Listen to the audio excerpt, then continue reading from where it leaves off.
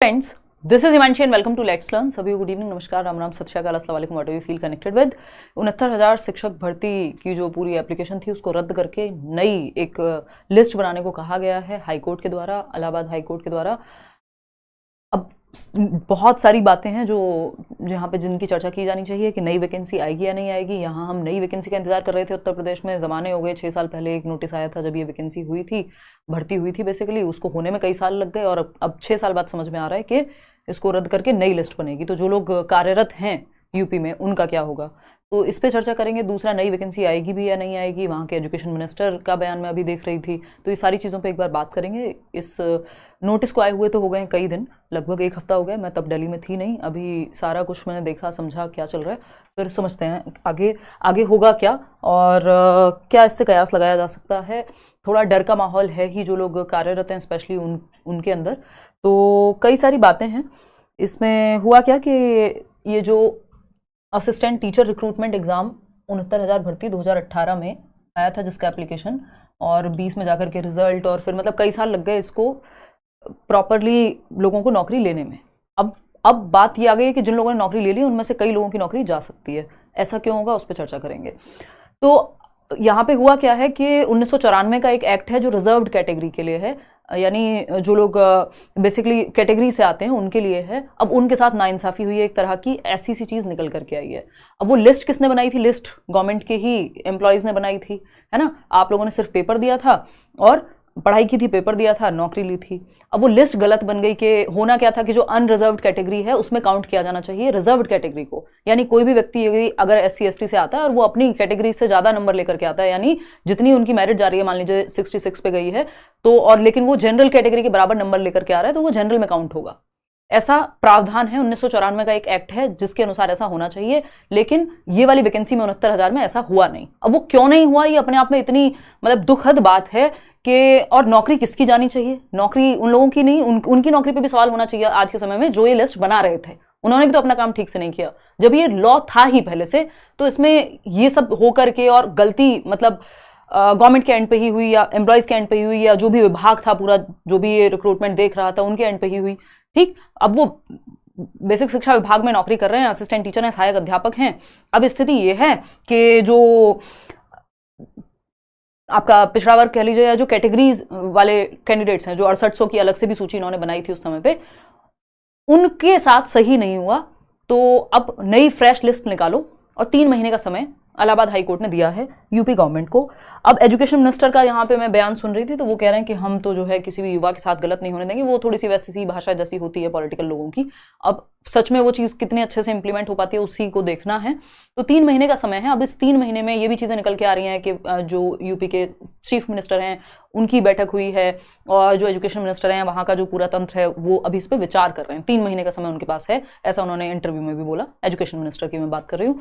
तो अब ये देखना है कि उन्होंने कहा किसी के साथ नाइंसाफी नहीं होने देंगे एंड ऑल, क्योंकि अब इस हिसाब से तो अगर भर्ती रद्द हो गई ये 69,000 वाली, तो जो लोग पिछले कई साल से काम कर रहे हैं, मतलब जॉब में हैं, उन लोगों का भी मैं इंटरव्यू देख रही थी। कितने लोग तो परेशान है, किसी ने लोन लिया हुआ है, कई लोग नौकरी छोड़ करके आए हुए थे, कोई और पहले प्रीवियस नौकरी थी, ये ज्वाइन की, ओवर एज हो चुके हैं, अब नई जगह अप्लाई तक भी नहीं कर सकते हैं।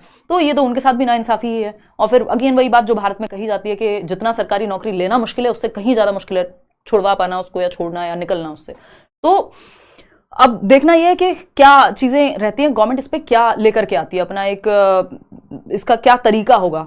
क्योंकि अगर दोनों तरफ का इनको रखना है कि जो उनके साथ भी गलत ना हो और इनके साथ भी गलत ना हो, तो क्या करेंगे? मतलब मुझे तो फिर वही नज़र आता है जो शिक्षा मित्रों के साथ हुआ कि उस तरह का कुछ प्रावधान बनाए। तो अभी कुछ नहीं पता है, ये बस हम अंधेरे में तीर लगाने वाली बात है कि ये बस विचार वाली ही बात है कि अभी किस तरफ जाएंगी चीज़ें, और नेक्स्ट वैकेंसी कब आएगी किसी को भी नहीं पता।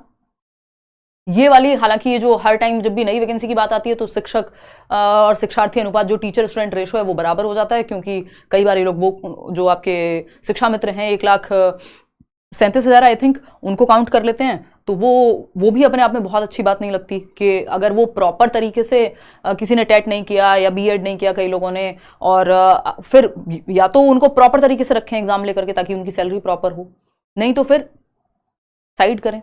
तो वो बहुत सारे क्वेश्चन मार्क हैं जो सिस्टम पे ही लगे हुए हैं इस टाइम पे। तो अभी तो ये कहा गया है कि जो टिल नेक्स्ट सेशन, यानी जो अगला सत्र होगा, जो जुलाई से आपका शुरू हो जाता है एजुकेशन में, तो अगला जो सत्र होगा तब तक तो टीचर बने रहेंगे वो लोग, जिनको अगर नई सूची में निकलना भी है, लेकिन वो अगले सत्र तक, अब बीच सत्र में छोड़ के जाएंगे बच्चों को, स्कूल से टीचर नहीं होंगे तो प्रॉब्लम होगी। तो अगले सेशन तक तो वो लोग हैं, लेकिन उसके बाद क्या है, अभी इस पर क्वेश्चन मार्क है। सुप्रीम कोर्ट की तरफ ये लोग जाएंगे नहीं जाएंगे इस निर्णय को लेकर के, या शिक्षार्थी क्या करेंगे, इस पे अभी विचार बाकी है। और गवर्नमेंट की तरफ से सुप्रीम कोर्ट की तरफ जाना बहुत मुश्किल है, ये लोग अवॉइड ही करेंगे, खुद से सॉल्यूशन निकालेंगे 3 महीने में, ऐसा समझ में आ रहा है सारे सोर्सेज को देखते हुए, स्टडी करके। ठीक, बाकी एजुकेशन मिनिस्टर अगेन कई बार ये कह चुके हैं अपने वक्तव्य में कि मतलब गलत नहीं होगा किसी भी युवा के साथ, तो अब वो भी देखना बाकी है कि लोग क्या विचार करते हैं। तो हर चीज़ पे एक क्वेश्चन मार्क ही है कि नई वैकेंसी अब तो कब आएगी, ये वाला प्रॉब्लम सॉल्व हो गया, ये कोर्ट केस खत्म हो गया, अब नई वैकेंसी आनी चाहिए तो कब आनी चाहिए, ये 3 महीने में सॉल्यूशन निकल जाए, उसके बाद ही कुछ पता लगेगा कि वैकेंसी कब आएगी या फिर इस वैकेंसी का क्या होगा।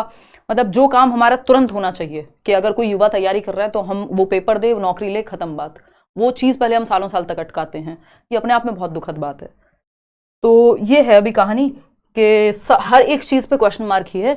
नई सूची, देखिए इसके लिए नया एग्जाम नहीं होगा, अगर किसी को ये गलत फहमी है कि 69,000 वाली भर्ती के लिए अब उन्होंने पुराना रद्द कर दिया तो नई भर्ती फिर से होगी, नहीं, ये वाली वैकेंसी के लिए नई भर्ती नहीं होगी, वो नई सूची तैयार करेंगे। बाकी तो गवर्नमेंट के हाथ में है वो किस तरह से क्या चीजें चेंज करते हैं। 3 महीने का समय है इसको कंप्लीटली फिर से नए तरीके से एग्जीक्यूट करने के लिए। तो नई वैकेंसी का भी हम इंतजार करेंगे, पहले ये 3 महीने में देखेंगे कि क्या फैसला सरकार लेती है। और अब दुखद है, मतलब अगर कोई जॉब कर रहा है इतने साल से, उसकी अगर जॉब पे क्वेश्चन मार्क उठता है तो अपने आप में दुखद है, क्योंकि वो खुद से तो लग नहीं गया था जाके कि आज से मेरा मन कर रहा है स्कूल में आज से पढ़ाना है मुझे, वो प्रॉपर सरकारी महकमे के थ्रू ही, एक तंत्र के थ्रू ही एक गया है। तो देखते हैं अभी इस पर क्या होता है। चलिए, टेक केयर, ध्यान रखिए और ऑल द बेस्ट। जहाँ इसलिए नौकरी मिले पहले नौकरी लेना आवश्यक है। कोई और बात हो तो आप पूछ सकते हैं। ये एक इम्पॉर्टेंट इन्फॉर्मेशन थी जिस पे बात करना ज़रूरी था। सॉल्यूशन इसका किसी के पास नहीं है, बस अपना दुख ही जता सकते हैं या आशंका ही लगा सकते हैं कि ऐसा होगा वैसा होगा। देखना बाकी है कि क्या होगा। बाकी होना नहीं चाहिए कि जिनकी नौकरी है उनकी नौकरी अब जाए, बट जो भी एक प्रावधान निकल करके आएगा उसका